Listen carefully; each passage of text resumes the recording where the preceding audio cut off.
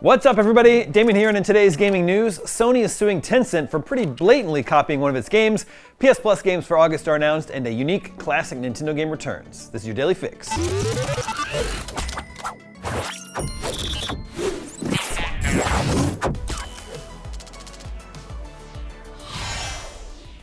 This is not a Horizon game.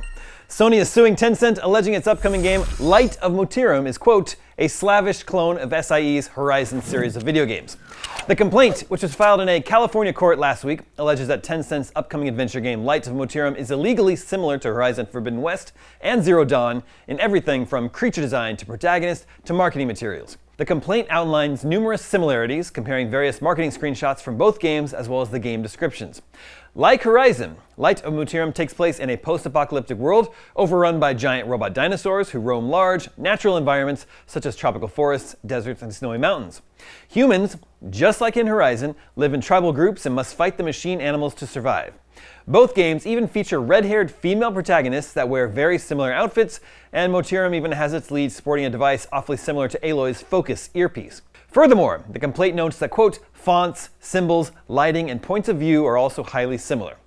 It also cites headlines from a number of gaming websites, including Kotaku, The Gamer, and Game Rant, as well as various Steam and Reddit comments that all remark on the similarities between the two games and the likelihood that Sony would probably sue over the issue.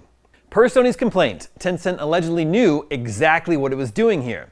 Sony says that Tencent began developing Light of Motiram in 2023 and approached Sony at the 2024 Game Developers Conference to ask for a licensing deal to develop its own Horizon game. Sony turned Tencent down. But Tencent kept developing Light of Motiram anyway. Sony also claims it approached Tencent informally to resolve the copyright dispute once it became aware of the game, but when it did so, Sony says Tencent tried once again to license Horizon. Sony once again refused, and Tencent allegedly moved forward with the game's promotions and playtests. Sony is suing Tencent for copyright and trademark infringement, as well as false designation of origin. It's asking the court to forbid Tencent from infringing its copyright for costs and damages of up to $150,000 for each separate work in Horizon that's been infringed, and to demand that Tencent deliver all infringing materials to Sony for destruction. Meanwhile, Light of Motiram has a Steam listing, but no release date just yet. We will continue following this story here at IGN. Moving on, but sticking with Sony, it has announced the PlayStation Plus monthly lineup of games for August. PlayStation's Director of Game Services, Adam Michael, wrote, starting August 5th, PlayStation Plus members can claim a special set of 15th anniversary avatars featuring fan-favorite titles like Cyberpunk 2077, Hogwarts Legacy, Diablo 4, God of War Ragnarok, and Twisted Metal, all available at no additional cost. As for the games, hit Souls-like Lies of P leads the charge this month, with its Pinocchio-inspired action that earned an 8 out of 10 in our review. Next up is classic survival game DayZ, the hardcore 60-player experience that birthed countless Battle Royale clones. And finally, there's My Hero One's Justice 2, a 3D arena fighter sequel for fans of the My Hero Academia anime. As a reminder, you have until August 4th to add Diablo 4, The King of Fighters 15, and Jusant to your PlayStation game library before they disappear from the current PS Plus lineup. And finally today, Mario Paint is the latest Nintendo game to be added to the Nintendo Switch online library.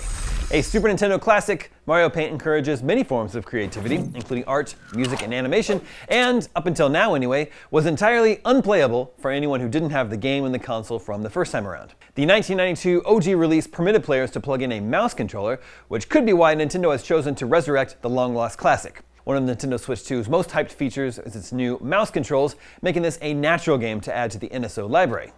Nintendo says that Nintendo Switch players who've yet to upgrade to the new system can also get involved if they have an OG Switch and a compatible USB mouse, which is sold separately.